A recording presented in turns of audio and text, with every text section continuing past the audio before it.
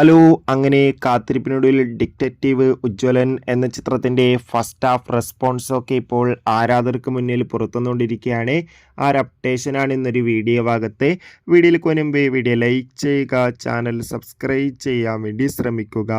Dhyan Srinivas, Shiju Wilson എന്നൊക്കെ പ്രധാന കഥാപാത്രങ്ങളായെത്തി ഇന്ന് റിലീസിനെത്തിയ ചിത്രമായിരുന്നു ഡിറ്റക്റ്റീവ് ഉജ്ജ്വലൻ.